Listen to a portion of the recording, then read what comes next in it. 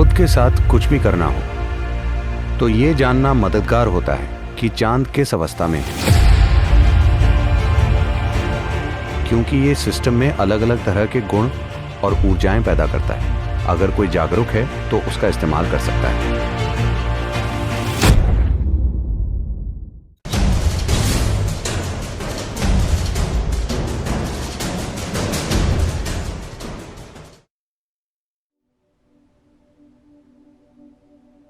आखिरकार चांद इस ग्रह का उपग्रह है और मजबूरी में इस ग्रह से बंधकर घूम रहा है। और इसका महत्व क्या है? पूर्णिमा और अमावस्या को महत्वपूर्ण क्यों माना जाता है?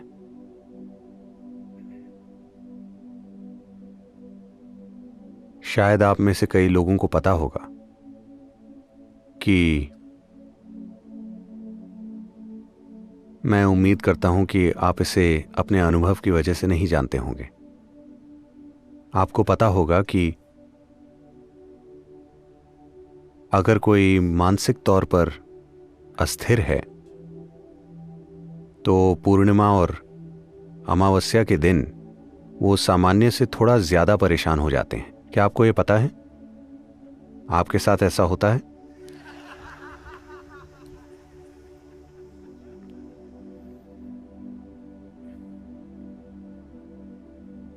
जी, आप बस मेरे साथ बैठिए, कैमरा की चिंता मत कीजिए। तो ये आपके साथ नहीं होता, पर कुछ लोगों के साथ ऐसा होता है। तो ऐसा नहीं है कि चांद पागल करता है, बस यही है कि जब यह कुछ स्थितियों में होता है तभी आप जैसे भी हैं उसे प्रबल बनाता है। अगर आप प्रेममय हो तो और ज्यादा प्रेममय हो जाएंगे। अगर आप खुश हैं तो और ज्यादा खुश हो जाएंगे। अगर आप आनंदित हैं तो आप काफी ज्यादा आनंदित हो जाएंगे। अगर आप थोड़े से पागल हैं तो आप काफी ज्यादा पागल हो जाएंगे। अगर आप ध्यानमय हैं तो आप काफी ज्यादा ध्यानमय हो जाएंगे।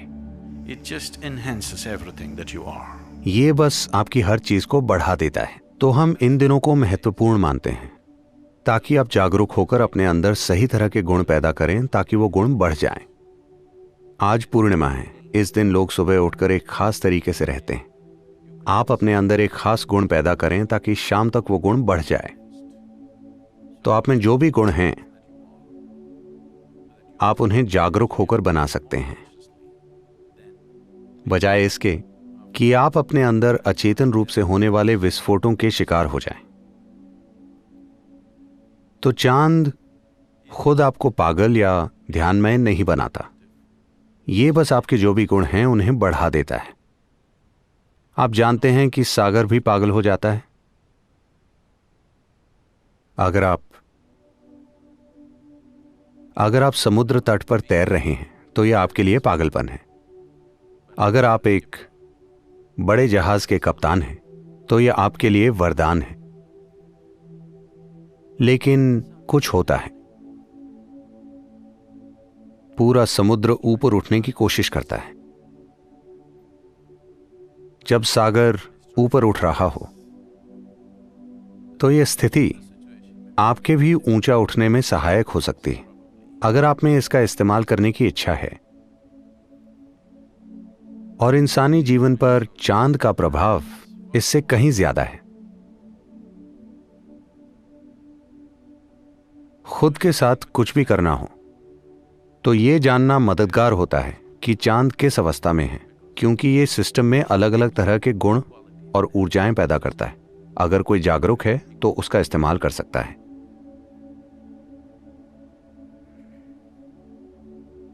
अंग्रेजी भाषा में चांद को लूनर कहते हैं। अगर आप एक कदम आगे बढ़ाएं तो आप लूनर्टिक बन जाएंगे।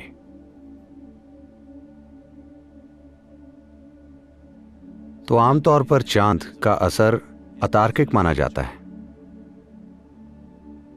किसी भी अतार्किक चीज को आमतौर पर पश्चिम में पागलपन कहा गया है।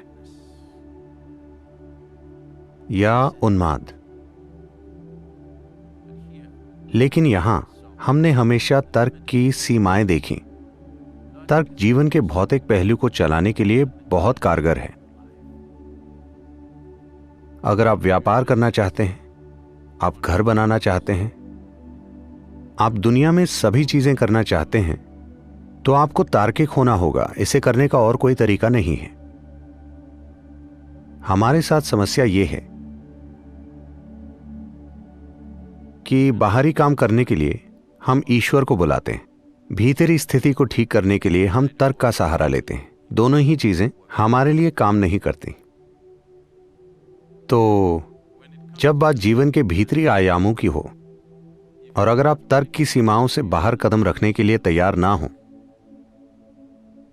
तो कभी भी कुछ नहीं होगा। अगर मैं आपसे आंखें बंद करके कोई बहुत ही सरल चीज करने के लिए कहूं और आप यहां बैठकर हिसाब लगाएं, ठीक है अगर मैं ऐसा करूंगा तो मुझे क्या मिलेगा, ये और वो, तो आपके साथ कभी भी कुछ भी नहीं होगा। अगर आपको किसी भी सुंदर चीज का स्पर्श पाना है, अगर आपको ध्यान का स्पर्श पाना है, अगर आपको प्रेम का स्पर्श पाना है, अगर आपको आनंद का स्पर्श पाना है, तो आपको अतार्किक होना होगा। हर चीज तार्किक रूप से ठीक है, लेकिन आपका चेहरा लटका हुआ है क्योंकि आपकी हर चीज ठीक है। आप ठीक हैं, लेकिन जीवन इस तरह से काम नहीं करता।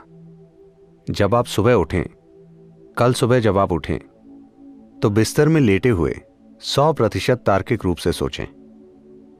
अपने जीवन के सभी खूबसूरत पलों के बारे में मत सोचिए। किसी भी ऐसे अनुभव की ओर मत जाएं जो आपके लिए महत्वपूर्ण हो।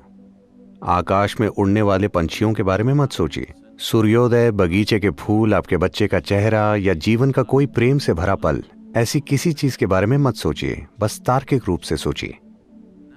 अब आपको वाकई बिस्तर से उठना है। यह कोई छोटा काम नहीं है।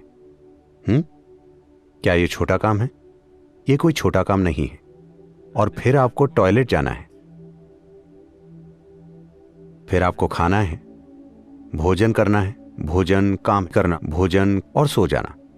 कल सुबह फिर से यही चीजें। अनुभव वाले पहलू को हटा दीजिए। अपने जीवन को 100% तार्किक रूप से देखकर सोचिए। आपको वही चीजें अगले 30, 40 या 50 सालों तक करनी है। और अगर आप योग करें तो जीवन और लंबा हो जाता है और आगे बढ़ जाता है। वही बकवास हर दिन हर दिन हर दिन। बस तार्किक रूप से सोचिए, क्या ऐसा करने का कोई फायदा है? क्या यह चीज करने लायक है? करने लायक है? नहीं। बहुत ज्यादा तर्क वाले पल आत्महत्या के पल होते हैं। और आप सभी इस तरह से आत्महत्या करते आ रहे हैं। लेकिन इन दिनों आप कोई भी चीज एक बार में नहीं करते। आप हर चीज टुकड़ों में करते हैं। आप आत्महत्या भी टुकड़ों में कर रहे हैं। मैं चाहता हूं कि आप मुड़कर देखें। अगर आपको याद ना आए तो आप घर जाकर अपनी पुरानी तस्वीरें देखें कि जब आप 5 या 6 साल के थे तो आपका चेहरा कैसा था। यह ऐसा था। और अब यह लंबा होता चला जा रहा है। तो अगर आपको तर्क से बाहर आना हो तो जब तक आप यह काम एक खास तरीके से ना करें तो यह नासमझी लगती है, क्योंकि फिलहाल समझ के बारे में आपके विचार सिर्फ तर्क से जुड़े हैं, है ना? लेकिन कृपया देखिए कि आपके जीवन के सबसे सुंदर पल आपके साथ तब हुए जब आपने अपने तर्क को थोड़ा सा दूर रख दिया था। हां, अपने प्रेम प्रसंग को तार्किक रूप से परख कर देखिए। आपको लगेगा कि यह सबसे बेवकूफी भरी चीज है जो आपने की है। वाकई? हां या ना? हो सकता है यह आपके जीवन की सबसे सुंदर चीज हो, लेकिन तार्किक रूप से इस पर विचार करके देखिए, यह सबसे बेवकूफी भरा काम है जो आप कर सकते हैं। लेकिन यह शायद आपके जीवन का सबसे सुंदर अनुभव बन गया हो। तो जीवन का तार्किक आयाम और आपके अस्तित्व के अनुभव से जुड़ी संभावना एक दूसरे से ठीक उल्टे हैं। तो योग में हम आपको 2 पहलुओं के रूप में देखते हैं, सूर्य और चांद। आपने प्रतीक देखा है, आपने शब्द सुना है हठ, हठ योग। ह मतलब सूर्य, ठ मतलब चांद। तो ये 2 आयाम हैं। इसके कई प्रतीक हैं। आपने देखा होगा कि शिव को आधे पुरुष और आधी नारी के रूप में दर्शाया जाता है। ये सभी चीजें इसी ओर संकेत करती हैं कि आप में एक तार्किक आयाम है और एक आयाम उससे परे है। अगर आप दोनों की खोज नहीं करते तो आप अधूरे इंसान होंगे या फिर आप आधे जीवन होंगे। तो जब हम आध्यात्मिक प्रक्रिया या योग वगैरह की बात करते हैं तो हम यही देख रहे होते हैं कि संपूर्ण जीवन प्रक्रिया कैसे बने, ना कि आधी जीवन प्रक्रिया। बस शरीर जीवित है इतना काफी नहीं है, आप में हर चीज प्रज्वलित होनी चाहिए। तभी आप देखेंगे कि चाहे कुछ हो रहा हो या ना हो रहा हो, यहां रहना सार्थक है। अगर आप यहां बैठें तो यहां बैठना सार्थक है। अगर आप अपनी आंखें खोलें तो यह सार्थक है, अगर आप अपनी आंखें बंद करें तब भी यह सार्थक है। वरना जो भी हो, यहां होना सार्थक नहीं है, बस इसीलिए क्योंकि आपका सिर्फ एक हिस्सा जीवित है, बाकी का हिस्सा अभी जीवित होना बाकी है।